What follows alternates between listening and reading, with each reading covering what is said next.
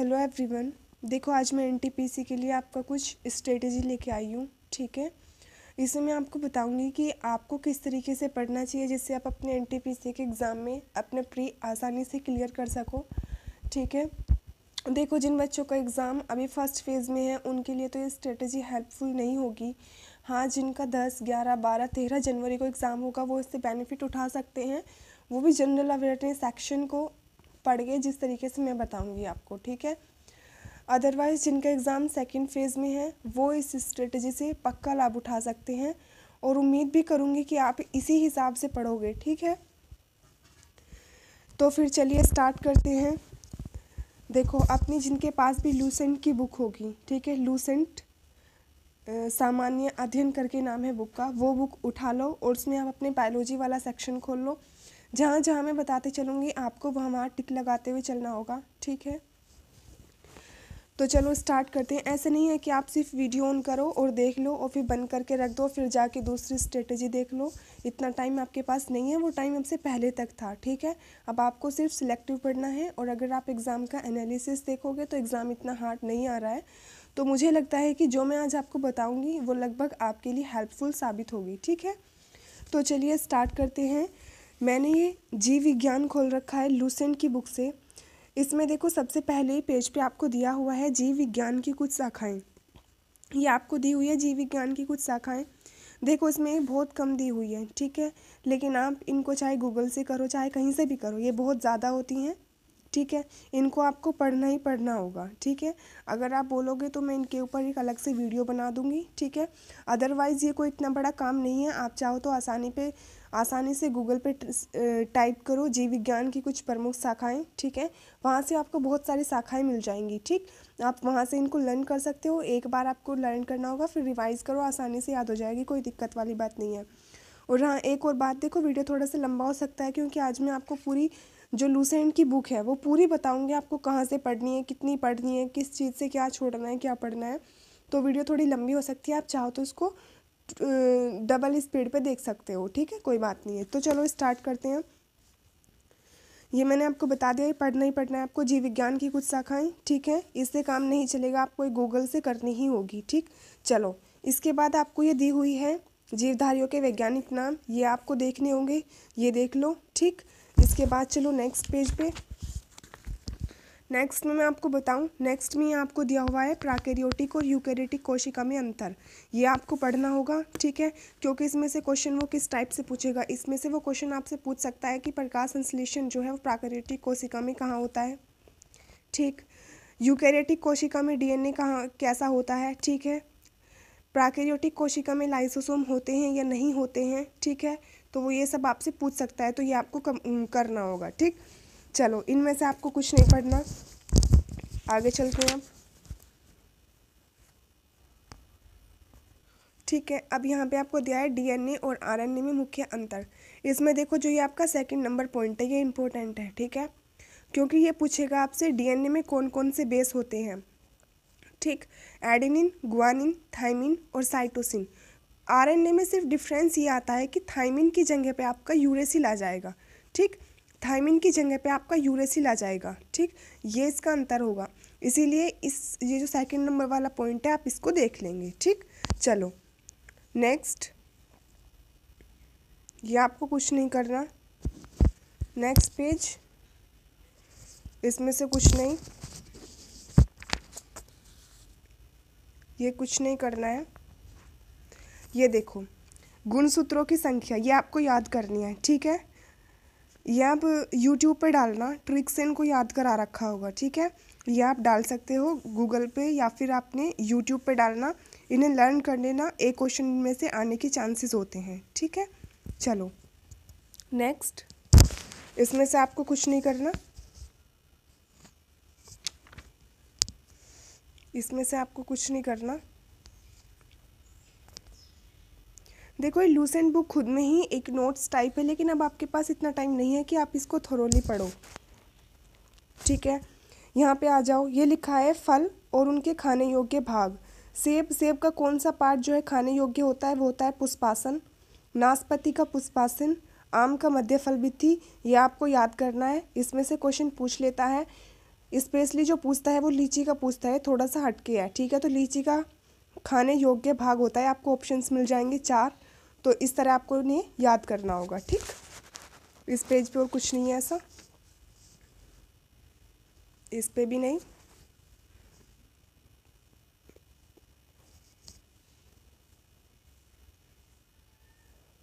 ये देखो यहाँ पे आपको ये दिया हुआ है ना, आम और ये जो तत्वों की कमी से उत्पन्न रोग, आम और बैंगन में लिटिल लीफ रोग, ये सब आपको रोग याद करने हैं, ठीक है। ये आपको इस साइड का पूरा पेज पढ़ना होगा।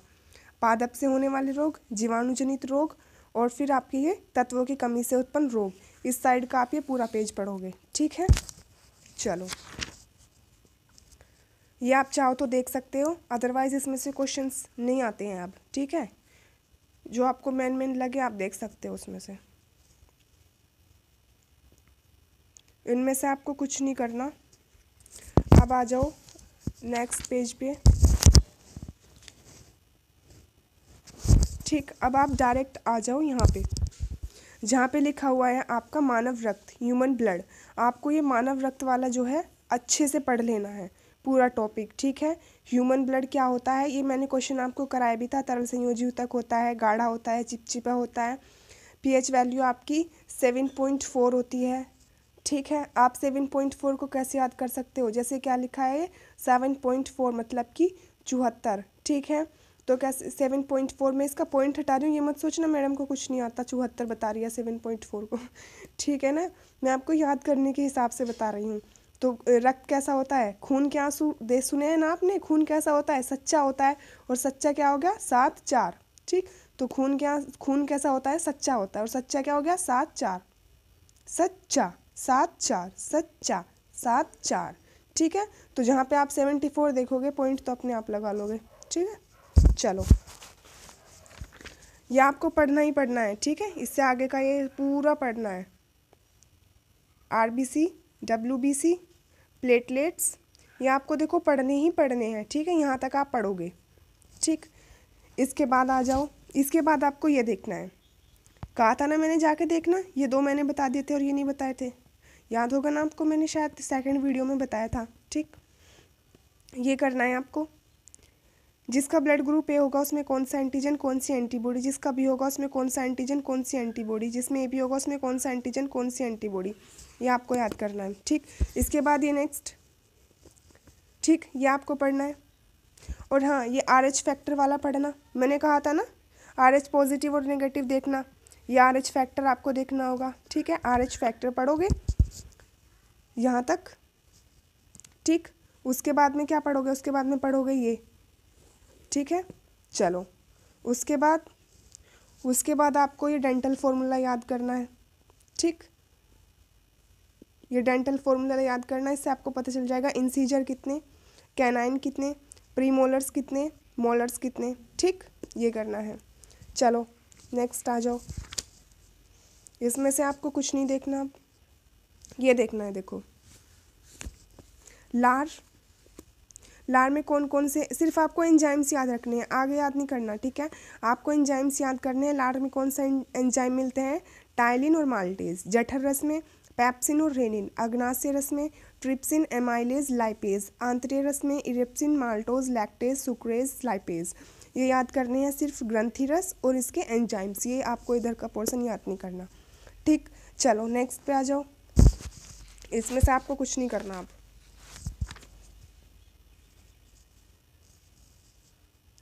ठीक है ना। हाँ, अब ये देखो, ये जो ब्रेन वाला पार्ट दिया हुआ है आपको, 1 मिनट, आपको दिख नहीं रहा होगा, हाँ आप देखो ब्रेन वाला पार्ट दिख रहा है ना, अग्र मस्तिष्क, मध्य मस्तिष्क और पश्चिम मस्तिष्क।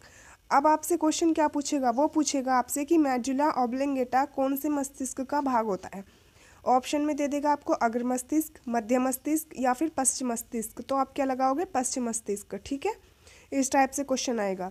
देखो मैं आपको क्वेश्चन का फॉर्मेट भी साथ साथ बताती हुई चल रही हूँ कि किस टाइप से आपको क्वेश्चन पूछा जाएगा, ठीक है। तो ये आपको करना होगा, ठीक। चलो आगे, ये आपको कुछ नहीं करना।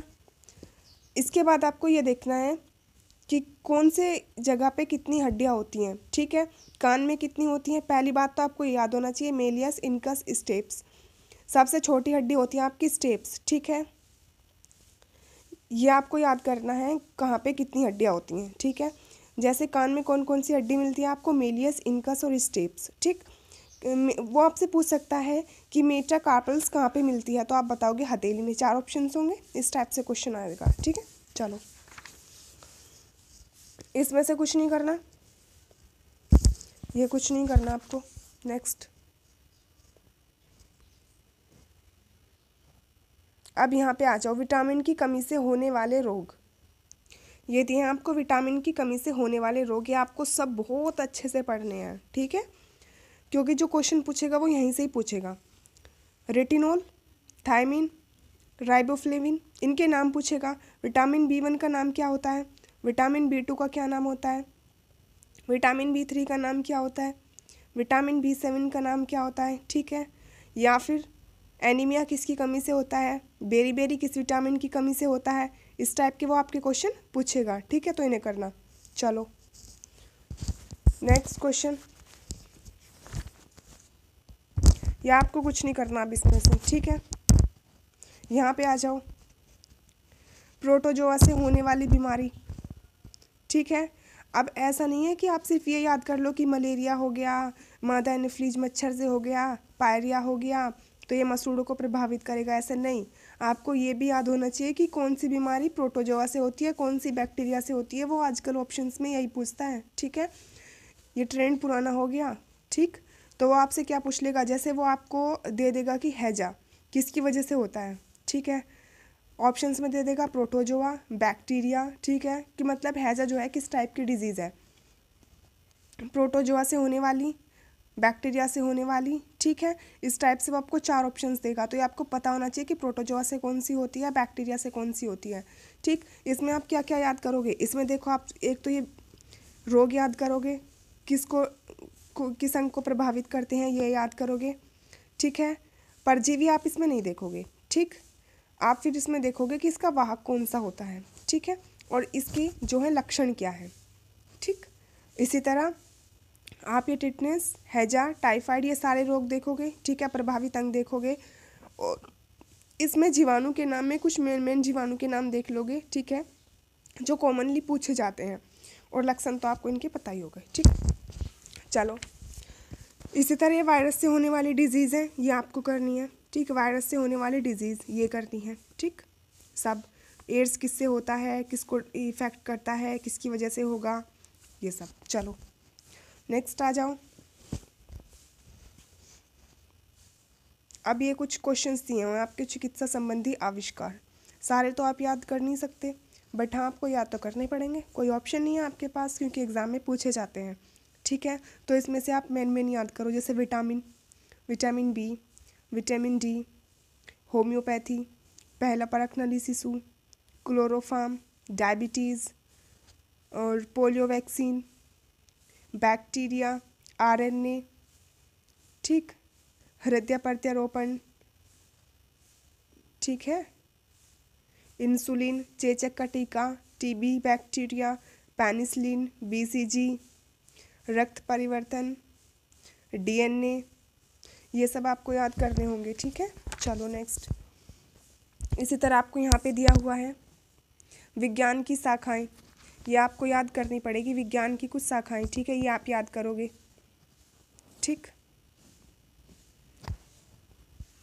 ठीक। ये आपका बायोलॉजी का 2 दिन का काम है, मुश्किल से मैं बता रही हूँ। एक दिन लग के सिर्फ इस बायोलॉजी को ख़त्म कर लो, 2 दिन का काम है ये आपका पढ़ने का। मुझे तो 2 दिन भी नहीं लगते कंप्लीट, जिसने थोड़ा बहुत भी पहले पढ़ रखा होगा।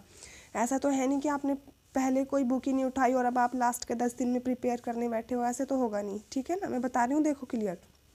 लेकिन हाँ, अगर पहले से आपने थोड़ी बहुत प्रिपरेशन कर रखी है, उसके बाद आप सिर्फ ये पढ़ लो, 1.5 मैक्स टू मैक्स आप 2 दिन में इनको कवर कर लोगे। इसको कवर करने के बाद में फिर आप अपना अगला टॉपिक उठाओ और इन्हें सिर्फ 20 मिनट या फिर मैक्सिमम आधा घंटा इनको रिवाइज कर लो, तो ये आपके कंप्लीट हो जाएंगे, ठीक है। अभी आपके पास इतना टाइम है कि आप अपनी तैयारी को अच्छी कर सकते हो, अगर आपकी तैयारी अच्छी नहीं है, ठीक है। ये आपको करने हैं, ठीक है, जो मैंने अभी बताए थे आपको यहाँ तक करना ही नहीं, ये सब आप कुछ नहीं करोगे, ठीक। तो देखो, आपकी बायोलॉजी वाला चैप्टर जो है, टॉपिक आपका कंप्लीट हो गया, ठीक। मुझे लगता है आपको समझ आ गया होगा कि मैंने आपको क्या क्या बताया है, ठीक है। चलो अब आते हैं केमिस्ट्री वाले पोर्शन पे। ठीक, इसमें से आपको कुछ नहीं करना इसमें से। ठीक है, देखो ऐसा नहीं है कि सभी बच्चों का बैकग्राउंड साइंस का हो तो उन्हें तो प्रॉब्लम आनी है इनमें। ठीक है,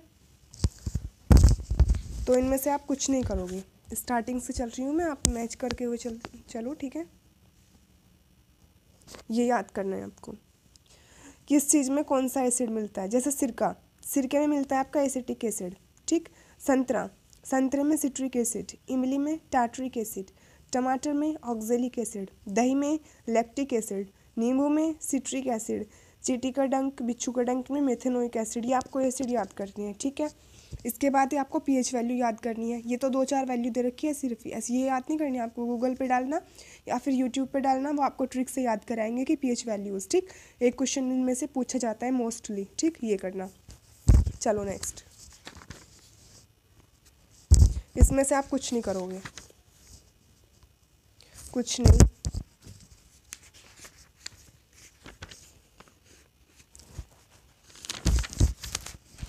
ठीक, कुछ नहीं करना है आपको। ये क्वेश्चन पूछा तो जाता है रेलवे के एग्ज़ाम्स में, बट ये बहुत ज़्यादा हो जाएंगे। ठीक है, आप इन्हें रहने देना। कर सकते हो तो कर लेना, जिसके पास टाइम हो, पहले से तैयारी अच्छी हो। चलो, केमिस्ट्री होगी ना कंप्लीट। अब केमिस्ट्री और बायोलॉजी का आपको 2 दिन में हो जाना चाहिए कंप्लीट। ठीक है ना। चलो अब आते हैं देखो फिजिक्स पे। फिजिक्स में आप क्या क्या याद करोगे। एक तो फिजिक्स में आपको ये मात्रक याद करने हैं, यूनिट्स। ठीक है, जो आपकी मेन है, ये यूनिट्स आप याद करोगे। ठीक है, कर लेना है, कोई इतना बड़ा काम नहीं है, बहुत आसान है। और वैसे भी मुश्किल ही पूछेगा, अब इतना इजी तो पूछता नहीं है। ठीक, ये याद करोगे। क्वेश्चंस पूछता है कि प्रकाश वर्ष किसकी इकाई है। ठीक है, किसका मात्रक होता है प्रकाश वर्ष। टाइम का मत लगा देना प्रकाश वर्ष देख के। ठीक है, दूरी का मात्रक होता है ये, तो इन्हें याद करना जो यहाँ पे लिखे हुए हैं सिर्फ। ठीक है, जो ये मैंने अंडरलाइन हाईलाइट कर रखे हैं। ठीक है, इन्हें देखना। चलो उसके बाद ये कुछ नहीं करना। ठीक है, ये करोगे, ऊर्जा रूपांतरित करने वाले उपकरण ये देखने हैं। ठीक है, नहीं याद करना है। पूछता है यांत्रिक ऊर्जा को विद्युत ऊर्जा में बदलने वाला यंत्र है। ऑप्शंस दे देगा, डायनेमो, माइक्रोफोन, लाउड स्पीकर या फिर सोलर सेल। ठीक है, समझ आ गया होगा। और देखा भी होगा, अगर आपसे पहले कोई एग्ज़ाम दिया होगा तो आपने देखा भी होगा इस टाइप का एक क्वेश्चन। ठीक है, इन्हें याद करो। चलो नेक्स्ट, इनमें से आपको कुछ नहीं करना, इनमें से कुछ नहीं करोगे।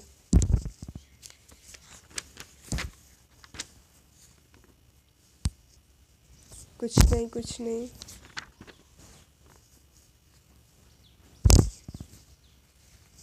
ठीक, इनमें से कुछ नहीं करना।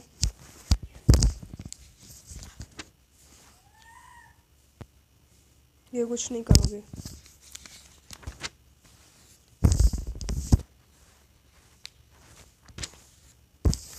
इनमें से भी कुछ नहीं करना है। ठीक है, देखो बताने को तो मैं आपको और भी बता सकती हूँ, लेकिन अब उतना टाइम नहीं है। ठीक है ना, टाइम के हिसाब से मैं आपको बता रही हूँ। ठीक है, यहाँ आ जाओ, विविध पे वैज्ञानिक उपकरण, इन्हें याद करोगे। ठीक है, एक वीडियो तो मैंने भी बनाई थी इसके ऊपर, पर वो जो है ब्लर आ रही है, क्लियर नहीं दिख रहा है। आप क्या करोगे, इसी में काफ़ी दे रखे हैं। ठीक है, इन्हें याद करना। वैज्ञानिक उपकरण, ऑडियोमीटर किसको मापने के काम आता है। ठीक है, गैल्वेनोमीटर, बैरोमीटर, बाइनोक्यूलर, बैरोग्राफ। ठीक है, ये सब किसके काम आते हैं, ये सब पूछता है। इसमें से मेन याद कर लेना। ठीक है, बहुत सारे तो आपको याद भी होंगे, ये सब याद करने हैं। ठीक है, यहाँ तक। कुछ छोड़ देना इनमें से जो आपको लगता हो इम्पोर्टेंट नहीं है। ठीक है, इसके बाद